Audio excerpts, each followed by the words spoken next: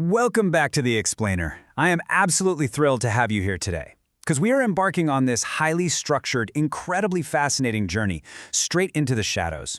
We're going to be looking at the anatomy of fear, and specifically why humanity seems to be just completely obsessed with the macabre. I mean, from ancient cave paintings all the way to modern cinema, we've always had this overwhelming drive to give shape to the things that scare us the absolute most. Okay, let's dive into this. Seriously, why are we drawn to the exact things that terrify us? It's a visceral, really overarching question, and it's the engine driving our entire analysis today. Think about it. Why do we voluntarily hand over our money to sit in a dark theater and be terrified? Why do artists dedicate their entire lives to painting literal nightmares?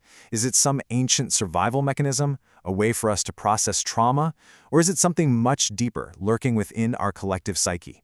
There's this fantastic quote by the brilliant Spanish painter Francisco Goya that really sets the stage for us. He said, "The sleep of reason produces monsters."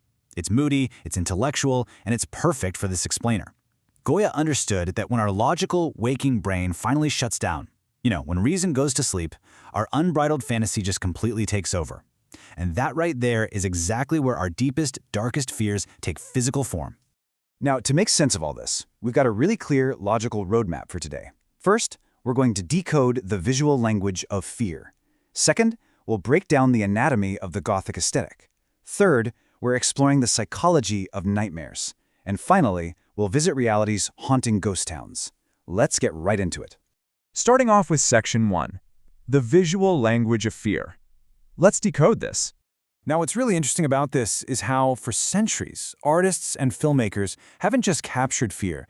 They've literally constructed it for us, layer by layer, using light, shadow, and these twisted, monstrous forms. We call this specific cinematic vocabulary low-key lighting or chiaroscuro. And to be clear, this isn't just, someone turning down the dimmer switch.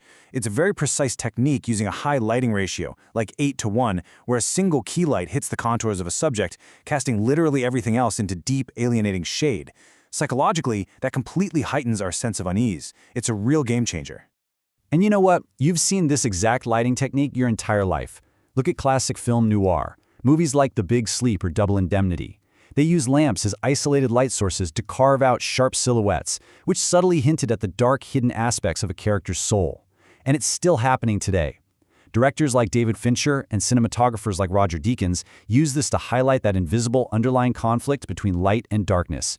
We see it everywhere in neo-noir films like Joker and The Batman. Sometimes directors even push it to the absolute extreme. Think about the final battles in Game of Thrones. That darkness was used specifically to intentionally disorient you, the viewer. They wanted you to feel lost. But hey, long before cinema even existed, the visual language of fear was completely mastered by the medieval church. If we look at the anatomy of the classic medieval demon, it's basically a patchwork of societal anxieties. They used bat wings to associate the creature directly with night and chaos. They threw in toad and pig features to symbolize the unclean and the gluttonous. And of course, they used red coloring to represent hellfire and blood. By creating these chaotic, half-human, half-beast hybrids, artists were basically externalizing massive abstract societal fears, like the terror of the Black Death, into concrete, totally recognizable monsters. Moving right along to Section 2, Anatomy of the Gothic, where we look at structuring fear. So if chiaroscuro is how we light our fears, the Gothic aesthetic is how we give them actual physical structure. And this brilliantly illustrates the moving parts of a scary story. You've got your ancient ruins and falling architecture, you have the dark, threatening forest, you've got the doppelganger, that extremely creepy, monstrous echo of the self, and for sure the tentacle, representing that visceral, primal fear of being trapped and strangled. But pay special attention to labyrinths and hidden rooms. Whenever you see a physical labyrinth in a Gothic tale, it almost always represents the complex, inescapable map of the human mind itself. Sigmund Freud actually had this really fascinating psychological take on all this. He pointed out a terrifying little linguistic flip. He compared the German word Heimlich, which means familiar or belonging to the home, with unheimlich, which means scary or the uncanny. The realization here, and it's a chilling one, is that the most frightening things often lie right there within the familiar.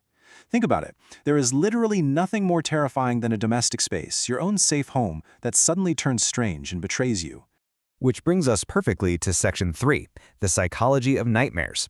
Time to step into the internal realm. Okay, so we're shifting gears from external haunted houses to the deeply internal realm of our own subconscious. To really understand nightmare art, we have to understand the role of the artist. Think of them as the shamanic artist. From the painters of the Lascaux caves thousands of years ago to modern-day canvas painters, the artist acts as a shaman. They deliberately venture into the irrational depths of their own subconscious to bring back these nightmarish images. By making their own internal fears totally visible, they basically reassure the rest of the tribe, us, society, that we aren't alone in what scares us. A perfect example of this is Henry Fuseli's absolute masterpiece, The Nightmare, from way back in 1781. This is a massive landmark image. Fuseli isn't just painting a sleeping woman here, he is perfectly capturing the latent, demonic content of the nightmare itself. You can see it represented by that grotesque incubus sitting heavily on her chest, and that blind, ghostly horse emerging straight out of the dark. It literally makes the invisible psychological weight of a bad dream completely visible for us to see. Let's move to 1937 and look at Pablo Picasso's Guernica and see how this builds when we apply it to real-world trauma. What Picasso did here was take the anatomy of the monster and evolve it from a personal domestic nightmare into this massive collective shriek against the horrors of fascism and the bombing of Basque civilians. He completely bypasses literal reality here to tap directly into the dark pit of our psyche, forcing us to confront the total irrational violence of war. Decades later, the artist Paula Rego did something amazing. She brought the nightmare right back into the home. Just look at these pieces, the family and Snow White. Rego's work is just deeply unsettling because she paints the psychological fault lines and those super uncomfortable secrets of family life.